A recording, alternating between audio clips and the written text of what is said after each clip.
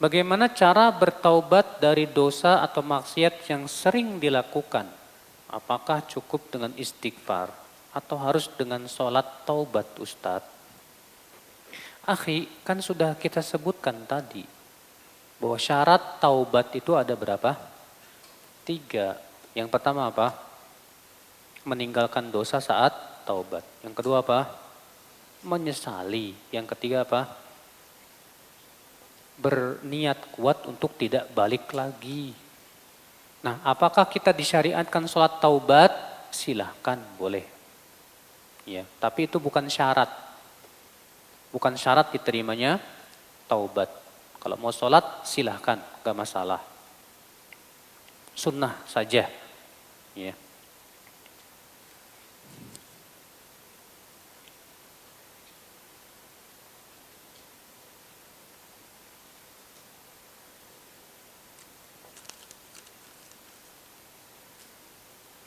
Syarat taubat sudah saya lakukan. Tetapi karena godaan syahwat yang besar, saya terjerumus lagi. Dan saya tobat lagi, terjerumus lagi. Tobat lagi, tobat lagi. Apa tobat saya terima, Ustaz? Akhi, siapa di antara kita setelah taubat tidak lagi berbuat dosa? Nggak ada kan? Nggak ada.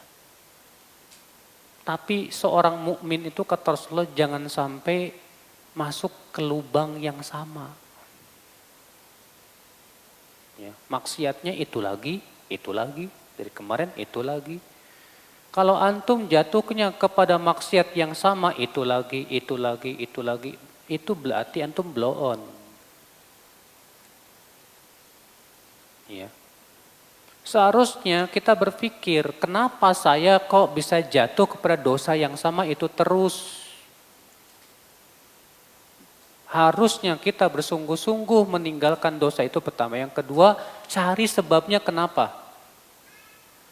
Kalau sebabnya misalnya gara-gara HP, udahlah, jual aja HP-nya. Cari HP yang cuma buat SMS-an sama telepon doang, selesai. Kalau sebabnya misalnya teman, tinggalkan teman itu. Cari teman yang soleh. Kalau sebabnya lingkungan, udah hijrah pergi ke tempat lain. Yang jelas semua sebab terbesar yang menyebabkan kita jatuh kepada dosa, tinggalkan, berusaha tinggalkan. Jangan sampai kita akhi, ya, kita terjerumus kepada dosa yang sama terus menerus, ya. Usahakan jangan sampai seperti itu. Berusahalah semaksimal mungkin. Yang jelas Pak, siapapun yang bertaubat, pasti suatu ketika ia akan berbuat dosa lagi. Kewajiban kita setiap kali berbuat dosa langsung apa? Taubat, taubat, dan taubat. Ya, kewajiban kita seperti itu. Saya sudah bekerja kurang lebih 9 bulan. Apakah saya berdosa? Tidak menafkahi anak dan istri saya. Saya sudah ikhtiar tapi belum juga dapat pekerjaan. Apa solusinya Ustadz? Ya kalau antum sudah berusaha dan ternyata enggak dapat ya gimana lagi. Tapi antum jangan punya pikiran begini. Yang namanya nyari rezeki itu cuma di perusahaan. Salah. Saya udah ngelamar sini, ngelamar sana, ngelamar sini enggak diterima-terima. Soalnya antum itu jiwanya karyawan, Pak. Coba antum mikir, yang namanya cari rezeki kan banyak, Pak. Bisa dagang bakso, bisa dagang buah, jus dan yang lainnya. Cuma masalahnya antum mikirnya jadi karyawan, ada jaminan hari tua, ada itu. Ada kan yang namanya cari rezeki banyak. Ada teman kita, dia Masya Allah, bahkan sengaja dia tinggalkan pekerjaannya padahal dia sudah general manager di perusahaannya tersebut. Tapi dia ingin berdikari sendiri, usaha sendiri, usaha. Usahanya cuma muk aja Bu. Cuma muk aja, jualan muk, tau gak?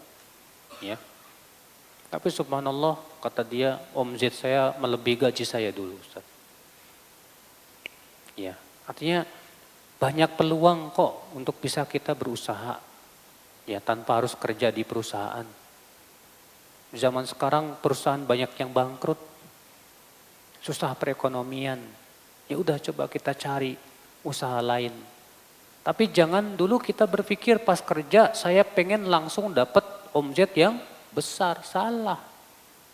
Gak apa-apa, kecil-kecilan dulu jualan. Nanti kalau kita sudah paham selah-selahnya, baru kita kembangkan lagi. Ya. Lumrah kalau kita mulai usaha jatuh lagi. Usaha lagi, jatuh lagi. Itu lumrah, Pak. Insya Allah dengan kesabaran kita baru Allah berikan kepada kita apa?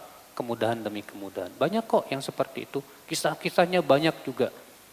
Dari teman-teman kita yang jatuh bangun yang akhirnya ternyata Allah berikan kepada dia kesuksesan. Banyak sekali. Alhamdulillah. Ya, cuma yang berat itu Pak memulainya. Itu yang berat. Jika orang tua melakukan dosa, sikap kita bagaimana Ustadz? Nasihati baik-baik dengan penuh adab. Ya, jangan menyakiti hati. Kalau kita mau bertaubat, apakah sholat taubat sudah kita sebutkan tadi? Sholat taubat hukumnya sunnah, enggak wajib. Yang terpenuhi, yang penting terpenuhi 3 syarat tadi. 10 hari lagi anak menikah, Masya Allah, Alhamdulillah. Tapi kenapa mendekati hari H masih kadang timbul ragu dan merasa semakin banyak ujiannya Ustadz. Ini ya terkadang dari setan pengen kamu jangan nikah. Karena kan nikah kan sunnah dan setan pengennya kamu gak sesuai dengan sunnah. Ya, minta kepada Allah kekuatan. Ya, serahkan semuanya kepada Allah dan tawakal. Terakhir tadi Ana diberitahu kabar dari saudara kalau ada teman lamanya cowok sebelum dia hijrah seperti sekarang mau hubungi lagi lewat telepon. Setelah tahu kalau ada undangan pernikahan kami. Terus calon Ana bertelepon dengan dia tanpa seizin dulu. Nah di sini Ana merasa dikecewakan Ustadz. Lah kan belum jadi milik kamu. Kalau dia sudah jadi istri kamu wajib minta izin ke kamu. Ini belum nikah harus izin ke kamu, siapa kamu? Woi, ya sadar dong. Ya, dia tuh belum jadi istri kamu tahu. Ya. Nah itu nanti setelah kamu menikah baru kamu punya kuasa di situ. Ya. Ustadz, adakah surat dan doa khusus yang dibaca ketika kita sholat taubat? Nggak ada. Nggak ada surat khusus, nggak ada bacaan khusus. Sama dengan sholat-sholat yang lain. Berapa rokaat? 2 rokaat. Pertanyaannya kecil, kertasnya gede. Mubazir Pak, sampai 2 gini.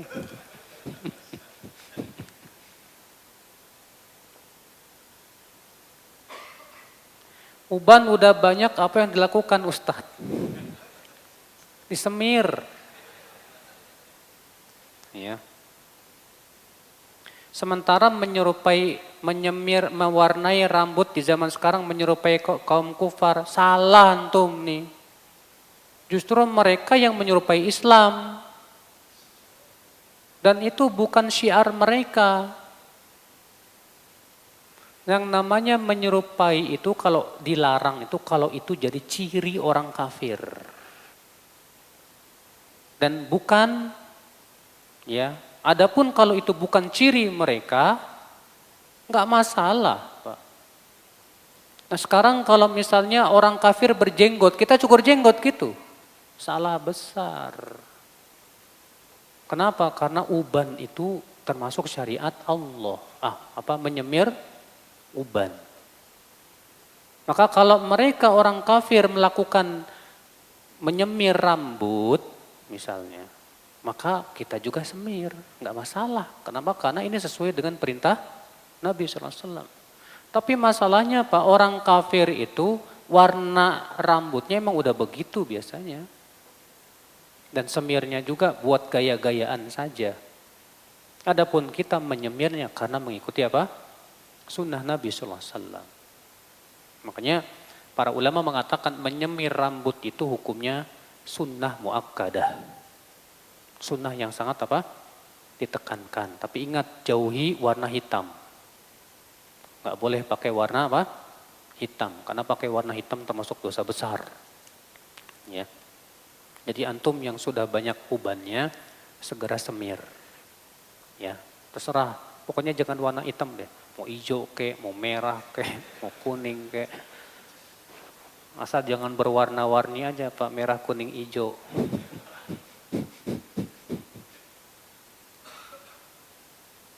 Boleh nggak sih Ustadz mentaubatkan teman? Gimana caranya?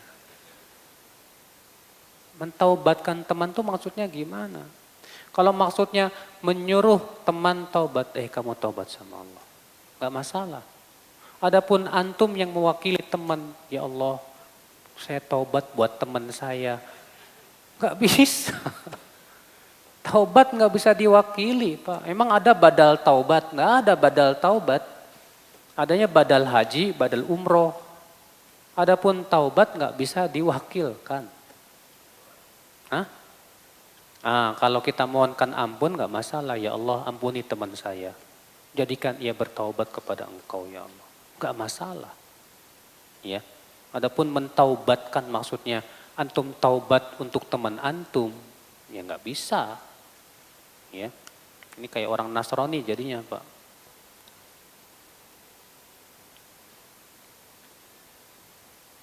Bolehkah muslimah cukup mengusap jilbab atau kerudung ketika berwudu? Kalau kerudungnya masih mudah kayak zaman sekarang tinggal dipakai, langsung bisa ditarik kemudian diusap dari dalam, maka wajib. Tapi kalau kerudungnya itu kayak dulu kan pakai peniti sana, peniti sini, susah dibukanya itu. Maka kalau itu merepotkan nggak apa-apa. Ya, karena Nabi SAW pernah beliau berwudu dalam keadaan memakai sorban. Maka kemudian SAW mengusap sorbannya. Ya, boleh seperti itu.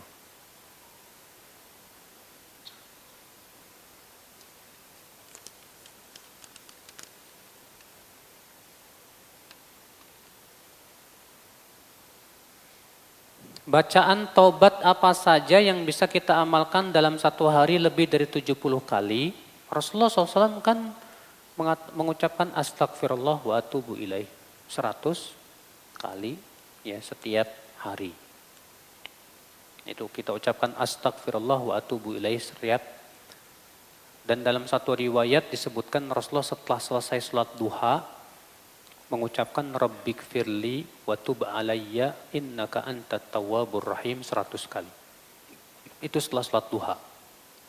Ya, rabbik firli wa tub alayya innaka antat tawwabur rahim 100 kali. Tidak senang melihat teman yang sudah lama ngaji, namun masih sering atau senang melakukan maksiat. Ini termasuk penyakit hati enggak? Bukan, ini iman. Kalau antum melihat teman antum udah ngaji tapi masih senang maksiat dan antum enggak senang, itu dari iman. Dan memang harus enggak suka. Bagaimana antum menyukai orang yang berbuat maksiat? Enggak boleh justru. Ya. Justru kewajiban kamu itu ingatkan dia. Ya, ingatkan, takut-takuti dia dengan api neraka. Kamu udah ngaji. Ya, ternyata kamu masih berbuat maksiat. Nah ini ingatkan sama antum. Doa apa yang dibaca Rasulullah SAW pada waktu bertaubat lebih dari 70 kali dan 100 kali tadi? Itu yang sudah saya sebutkan, astagfirullah wa atubu ilaih. Ya. Atau tadi setelah sholat duha, rabbik firli wa tub alayya innaka antat tawwabur rahim.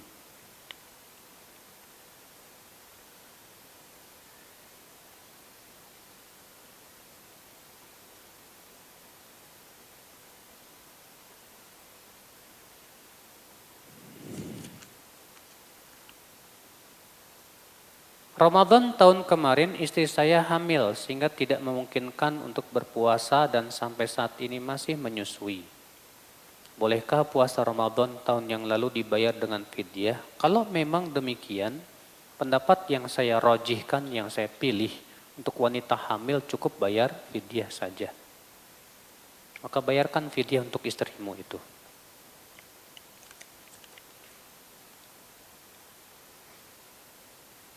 Menikah dulu atau melunasi hutang orang tua dulu, Ustadz? Bisa nggak antum gabungkan dua-duanya? Menikah sambil melunasi hutang orang tua. Kalau kamu nggak bisa, ya udah lunasi hutang orang tua. Kalau memang ternyata ya hutangnya tersebut melilit dia sehingga dikejar-kejar. Ya. Tapi kalau ternyata hutangnya masih bisa dicicil sedikit demi sedikit dan antum sambil bisa menikah, ya udah gabungkan aja dua-duanya. Itu lebih bagus, ya.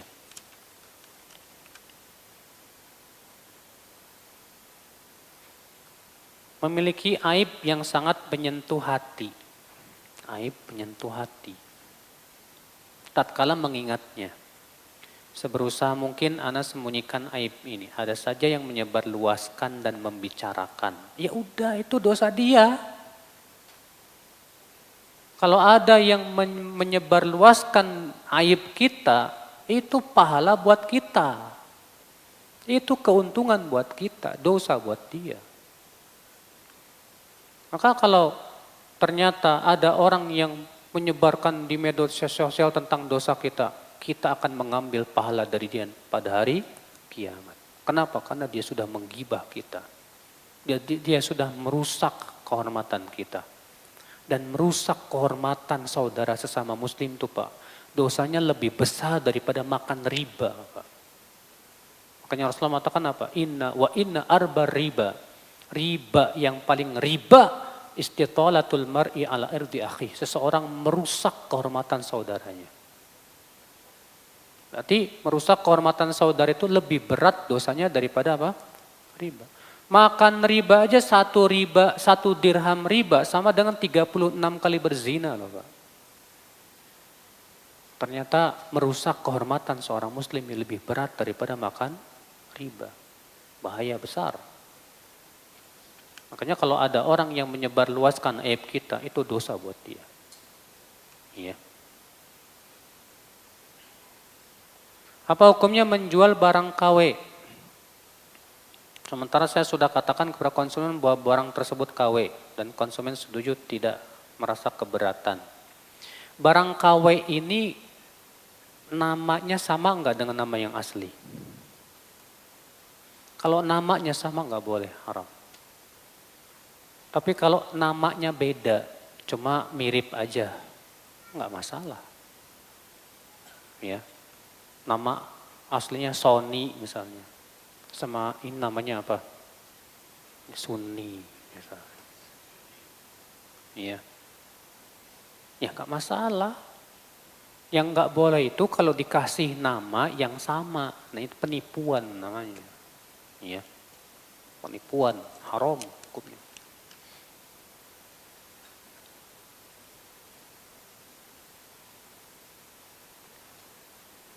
Istighfar dan sayyidul istighfar lebih mana Ustadz? Dua-duanya kita amalin. Jangan kita bertanya lebih baik mana selama kita masih melakukan duanya. Kita ucapkan sayyidul istighfar, kita juga memperbanyak apa? Istighfar.